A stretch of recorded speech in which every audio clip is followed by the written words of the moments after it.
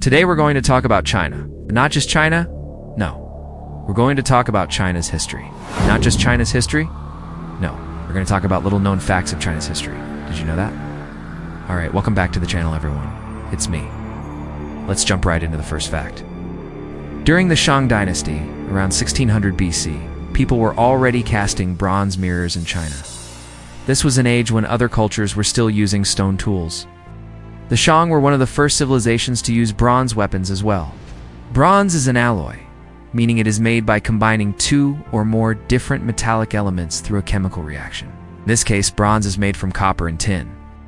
This process of creating bronze artifacts was so advanced that first Western scholars thought they had been made during the time of the Roman Empire, which took place almost 2,000 years later. The Qi Kingdom established what would be one of the earliest known standing armies in history. Before the Qi Kingdom, armies were usually made up of soldiers who were called upon to fight when needed, kind of like a militia system, where everyone would put down their farming tools and take up weapons when there was a conflict. But the Qi Kingdom changed this.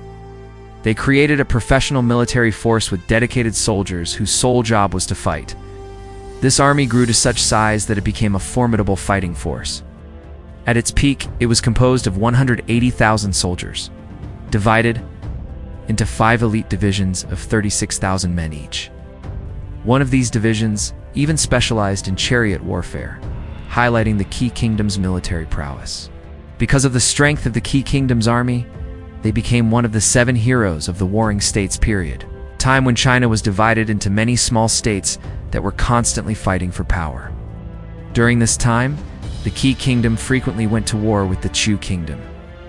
These wars between the two would serve as the basis for Sun Tzu's most famous work, The Art of War. Sun Tzu, also known as Sun Wu, was a general of the state of Wu who lived during the spring and autumn period of ancient China. He is traditionally credited as the author of The Art of War, a military treatise dating back to the 5th century BC, considered to be the oldest military treatise in the world. It has greatly influenced both Chinese and Western military thinking. Speaking of war, let's talk about a little-known battle that happened between China and Japan. China has historically been considered the Middle Kingdom, and the Chinese have viewed themselves as the center of the world, but they aren't the only ones. The Japanese also view themselves as the center of the universe. In fact, they used to call their empire the Greater East Asia Co-Prosperity Sphere. Yeah, we'll come back to that. Anyways, back in 1937, Japan invaded China. The Chinese nationalists fled north and then retreated over the Yellow River. Japan had superior technology and aircraft, but the terrain in which they were fighting was very difficult to maneuver in. The Japanese hadn't counted on the terrain, and they became bogged down. This gave the Chinese nationalists time to regroup and launch a surprise attack, flooded the region. While the Japanese were able to escape across the river, many of their supplies and equipment were left behind.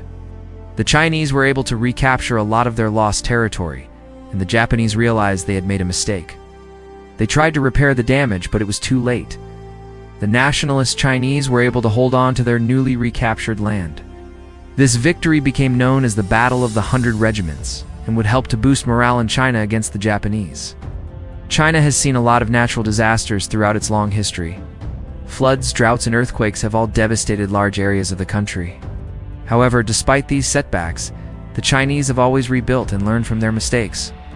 In 1933, one of the worst natural disasters in Chinese history occurred, the January 26, 1933 Yangtze River flood.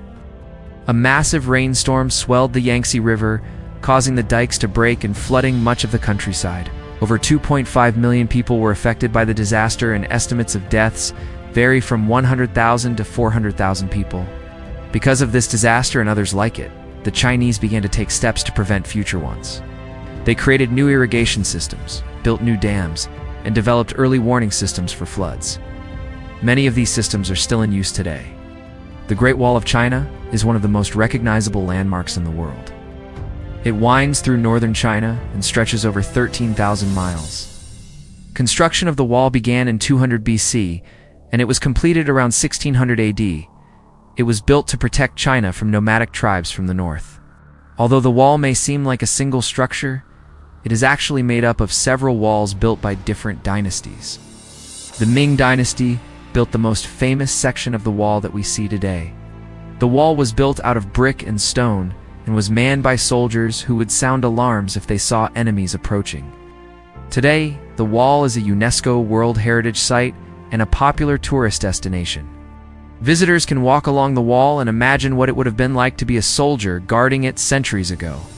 When most people think of Chinese food, they probably think of things like fried rice, chow mein, and General Tso's chicken. However, those dishes were actually invented in the US and are not commonly eaten in China. In fact, Chinese cuisine is much more diverse than many people realize. There are 8 main types of Chinese food: Anhui, Cantonese, Fujian, Hunan, Jiangsu, Shandong, Sichuan, and Zhejiang.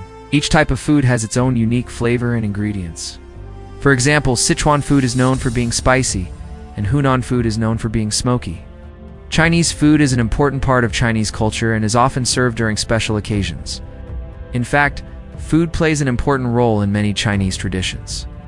For example, dumplings are often eaten during the Lunar New Year because they symbolize wealth and prosperity. Noodles are often served on birthdays because they represent long life.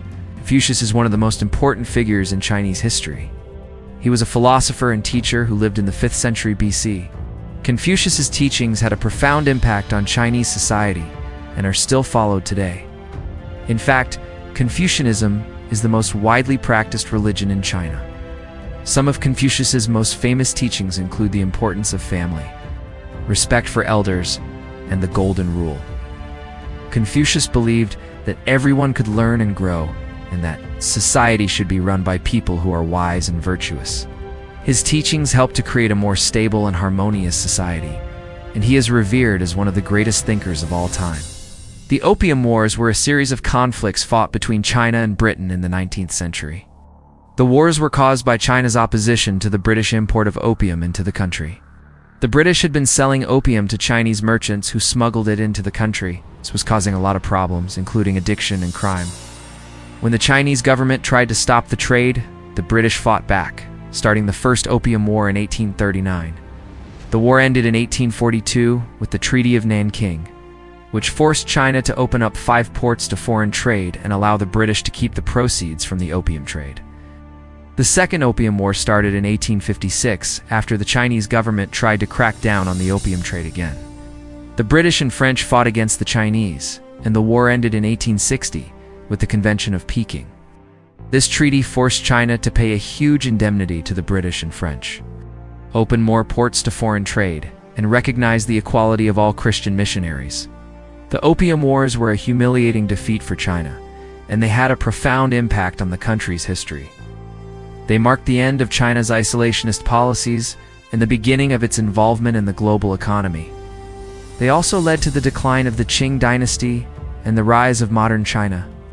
Mao Zedong was the leader of the Communist Party of China and the People Republic of China from its establishment in 1949 until his death in 1976. Mao is one of the most influential and controversial figures of the 20th century. He was responsible for some of the most positive and negative developments in China's history. On the positive side, he led the Communist Party to victory in the Chinese Civil War and founded the People's Republic of China. Under his leadership, China became a major player on the world stage and experienced significant economic growth.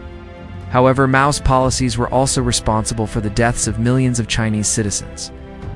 His Great Leap Forward, an attempt to rapidly transform China from an agricultural to an industrial economy, resulted in widespread famine. And his Cultural Revolution, a campaign to purge China of capitalist and traditional elements, led to the persecution of intellectuals and the destruction of many cultural artifacts. Despite his flaws, Mao is still revered as a national hero in China. The Silk Road was an ancient network of trade routes that connected China to the West. The routes were established during the Han Dynasty in the 2nd century BC and were used to transport silk, spices, gold, and other valuable goods. The Silk Road was an important part of China's history, as it allowed the country to trade with other cultures and learn about the outside world. The trade routes also brought in much-needed revenue to China and helped to fund its many projects. However, the Silk Road also had a darker side. Many Chinese people were enslaved and forced to work in mines or as domestic servants in Western countries. The Silk Road eventually fell into disuse after the Mongol Empire collapsed in the 13th century. Ancient China was home to many inventions that had a profound impact on the world. Some of these inventions include paper, gunpowder, the compass, and printing. These inventions helped to spread knowledge and ideas throughout the world and had a lasting impact on human civilization. So there you go. Those are some little-known facts about China's history. Do you know any other obscure historical facts about China? If so, share them with us in the comments below. And if you liked this video, please give it a thumbs up and subscribe for more. Till next time, goodbye.